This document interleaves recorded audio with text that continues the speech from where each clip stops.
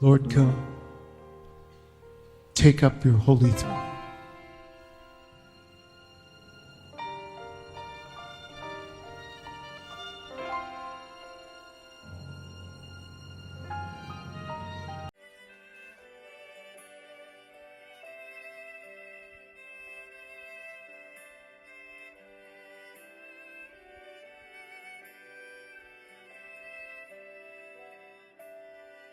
Olá, queridos, amados do Senhor Jesus Cristo, queridos e amados irmãos de Nova Aliança, do grupo Mensagem do Pastor, do Púlpito, queridos e amados que me acompanham pelo canal do YouTube, muito bom dia, né?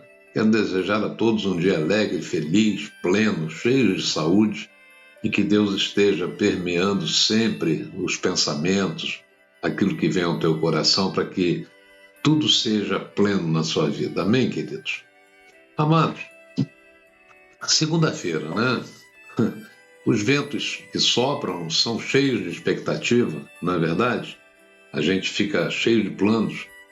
Pois é, eu estava aqui meditando, orando, pensando nas ações imediatas, né, que eu preciso tomar nesta semana. E veio a minha mensagem logo de imediato, né? De Filipenses 4. Em que Paulo nos diz que nós não devemos ficar ansiosos por coisa alguma. Como isso é difícil, né, nos dias de hoje. Eu creio que no tempo de Paulo também era. Essa mecânica de desligar, de conseguir desligar, colocar em off, né, situações prementes da vida é realmente muito complicado, né? Por causa disso dessa dificuldade, é que a transformação de mente é fundamental, né? Sem ela, quase que impossível discernir, suportar as lutas, as provas, as tribulações desse mundo. A verdade é que a vida é cheia de decisões, né? E às vezes as circunstâncias e os embaraços que ela nos proporciona nos pressionam tanto, né, que nós nós pensamos, né, em tomar um caminho mais fácil, mais curto, que não seja difícil para nós, né, e que não seja o que Deus quer para nós, infelizmente, né? E é aí que mora o perigo, né? Eu estava aqui na minha meditação de manhã, lendo aqui Gênesis 26, foi assim com Isaac, né? Ele vivia na terra prometida, mas em determinado momento a fome chegou, né? No mundo nós teremos aflições, né? O alimento estava escasso e a pressão aumentava, e naquela situação difícil ele considerou o exemplo de seguir Abraão, seu pai, né? E ir para o Egito. Isso é o que mais acontece com a gente, né?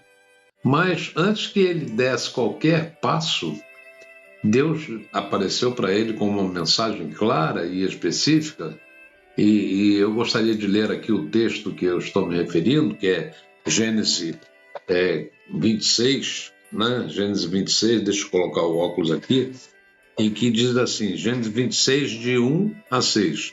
Houve uma fome na terra, além da primeira ocorrida nos dias de Abraão, né? Por isso foi Isaac a Abimeleque, rei dos filisteus em Gerar. Apareceu-lhe o Senhor e disse, não desças ao Egito, habita na terra que eu te disser, né? Mora nesta terra e eu serei contigo e te abençoarei, pois a ti e à tua descendência darei todas as terras e confirmarei o juramento que fiz a Abraão teu pai. Multiplicarei a tua descendência como as estrelas do céu e lhe darei todas essas terras. Por meio delas serão benditas todas as nações da terra, porque Abraão obedeceu a minha voz e guardou o meu mandado, e os meus preceitos, e os meus estatutos e as minhas leis. Assim habitou Isaac em Gerar. Olha, nós vemos aí histórias, né, fantásticas. A Bíblia nos revela, nos mostra experiências passadas. Tem revelações, irmãos, aqui nesse texto que nós lemos, muito fortes. E eu até diria fundamentais para a nossa vida. Essa passagem, ela nos ensina que mesmo em tempos de lutas e batalhas, a direção de Deus é a nossa maior segurança, né? Vamos dar uma olhada no texto e ver. A primeira coisa que nós podemos ver aqui é a restrição de Deus. Deus terá restrição na nossa vida sempre, né? Por quê? Porque nós somos tendenciosos, porque nós somos fáceis, né? De tomar decisões erradas, de tomar caminhos que não são adequados, né? E depois a gente se arrepende disso, né? A primeira coisa que ele diz ali no verso 2, na primeira parte do verso 2, ele diz: não desças ao Egito. Deus deu a Isaac, né, uma ordem: não vá para o Egito. O Egito representava um caminho mais fácil, né, humanamente falando, mas não era o caminho de Deus, né? Deus sabia que longe da terra prometida, Isaac correria riscos espirituais e morais. Hoje a gente sabe que o Egito é figura do mundo, né, do seu sistema. Muitas vezes, quando enfrentamos dificuldades, queremos buscar soluções fora da vontade de Deus, mas o Senhor nos chama a permanecer firmes no lugar aonde Ele nos colocou. Então, meu amado, aqui vai o primeiro conselho, né? Quando vierem os tempos difíceis, não tome decisões apenas baseadas na conveniência ou na segurança humana, né? O Egito vai estar pronto para oferecer solução, mas nós precisamos buscar a direção de Deus antes de agir ou seguir qualquer caminho. Então nós devemos nos lembrar que o caminho mais rápido nem sempre é o caminho certo, né? Depois a gente pode destacar nessa história a promessa de segurança, de tranquilidade no lugar que Deus escolhe para nós. Ele diz assim aí no texto: habita na terra que eu te disser. Está no verso também 2, na segunda parte, né? Deus não apenas, o que nós vemos? Que Deus não apenas proibiu Isaac de ir ao Egito, mas também lhe deu segurança. Habita na terra que eu te disser. Deus garantiu que cuidaria dele e de sua família se ele permanecesse onde o Senhor mandou que ele ficasse, né? Então, a tranquilidade verdadeira, ela não vem da ausência de problemas, amados, mas da certeza de que nós estamos no centro da vontade de Deus. A paz do cristão, ela nunca vai vir das circunstâncias, né? Mas da confiança no cuidado que Deus tem por nós, né?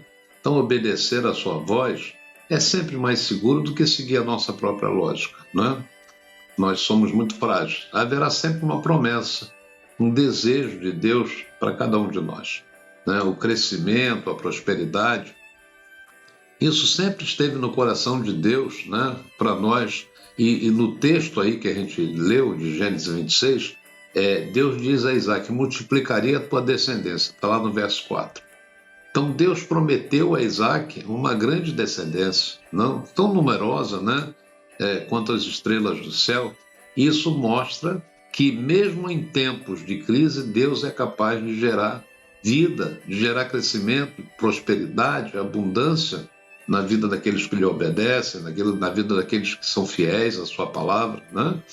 Então a promessa, ela não dependia das condições do solo, do clima. Hoje a gente pode dizer, não depende, as promessas de Deus não dependem da política, não depende do governo, né? Mas da fidelidade a Deus, né? Aos que permanecerem fiéis, aos que perseverarem, aos que se mantiverem santos, né? Isso é importante que nós saibamos.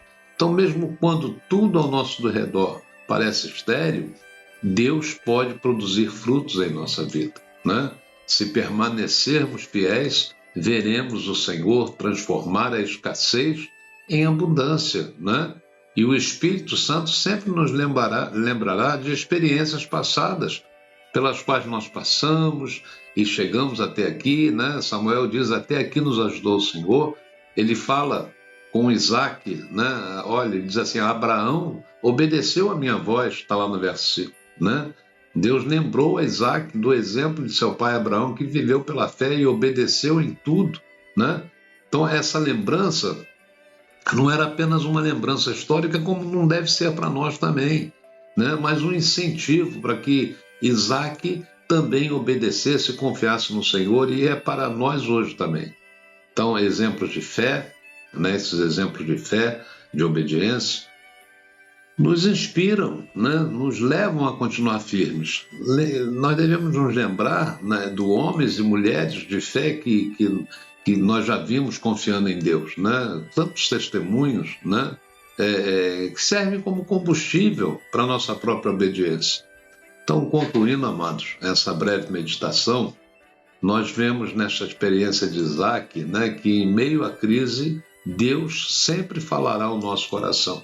E a primeira ordem, simples e poderosa: não fuja. Fique onde eu te coloquei, confie nas minhas promessas. Lembre-se da minha fidelidade, né? O mesmo Deus, amados, que cuidou de Isaac, continua cuidando de nós, né? Em tempos de escassez, de insegurança, de violência, de injustiça, de medo, Ele nos chama a permanecermos no centro da sua vontade, confiando que suas promessas nunca falham e nunca falhará.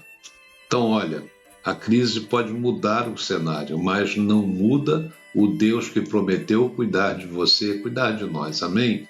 Fique firme, não recorra ao sistema do mundo, não deixe que a ansiedade inunde o teu coração com incredulidade, não tome atitudes precipitadas que com certeza vão fazer você se arrepender depois. O salmista, ele diz uma coisa que eu acho tremenda: esperei com paciência no Senhor e Ele me ouviu, está lá no Salmo 40. É uma expressão de fé, de confiança na providência divina, porque Deus, em momentos de dificuldade, em momentos de luta, com certeza Ele ouvirá e atenderá às súplicas daqueles que os buscam, né? Com fé, com confiança. Amém, queridos? Um beijo no teu coração. Olha, inscreva-se nesse canal, dá o seu like, isso é muito importante, viu? Toque no sininho para que você receba o anúncio de mensagens novas, né? Eu quero pedir a você que você me ajude nisso. Amém? Fica com Deus, um grande abraço, até a próxima, queridos, em nome do Senhor Jesus Cristo.